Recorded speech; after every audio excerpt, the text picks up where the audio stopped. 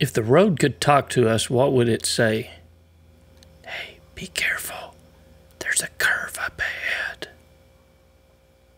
This week on MCrider, let's learn to listen to the road.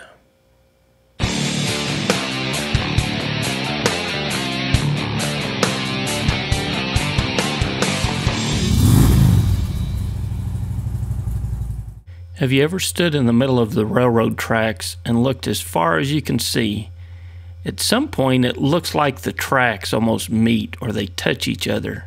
For the purpose of this video, let's call that place where the tracks converge the limit point. You see, roads have this same information too, and that limit point can tell us a whole lot about what's coming up ahead in the road. So let's go back to that original curve and see where the limit point is. The limit point is right here. It's that place in the road where it appears to narrow. And one of our goals as riders is to always be able to come to a complete stop within the distance that we can clearly see up the road. So if I was approaching this curve on my motorcycle, I need to be traveling at a speed so that I could get the motorcycle to a complete stop no further than here, because I can't see what's beyond the limit point of this curve. On a long stretch of road, that limit point is way off in the distance. But on a curvy road, that limit point is constantly moving, and it allows the road to actually talk to us and tell us what's coming further up the road.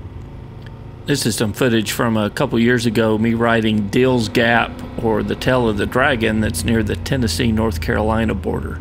It's one of the most famous curvy roads here in America.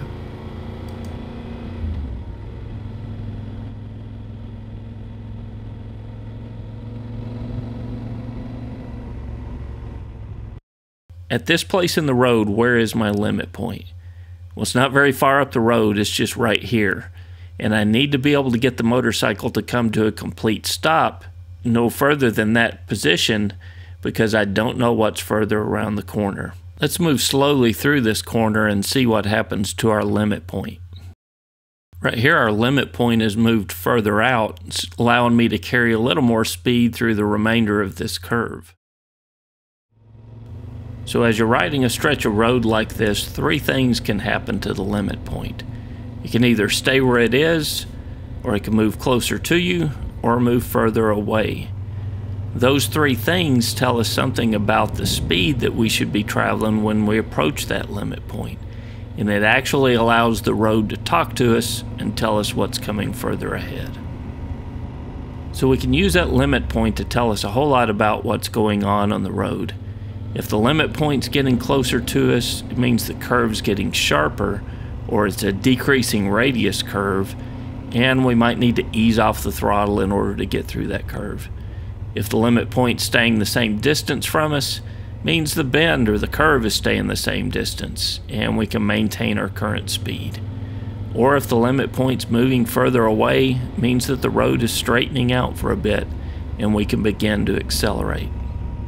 But our goal always stays the same, and that's to ride at a speed in which you can come to a complete stop within the distance that you can clearly see up the road. And if you get accustomed to watching that limit point, the road can talk to you and tell you when it's safe to roll on a little throttle or when you need to back off a little bit because the road is tightening up. So what techniques do you use to read the road ahead?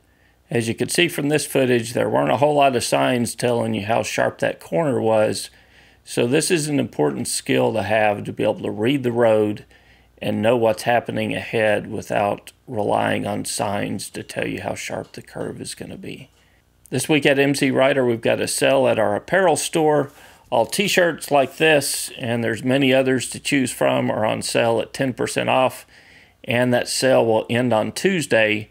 So if you've been looking at a t-shirt to buy, or a hoodie, or a long sleeve t-shirt, they're all on sale right now for 10% off, and that sale ends on Tuesday. So I hope you found this video helpful. I would love to hear in the comments what you guys think. If you have any opinions on this, or if you've got other techniques you use to read the road, I'd love to learn from you as well. And until next week, guys, this is Kevin with MCrider, and we'll see you on the road. MCrider is supported by our friends on Patreon. To learn how to support MCrider and get access to the field guide, go to mcrider.com/support.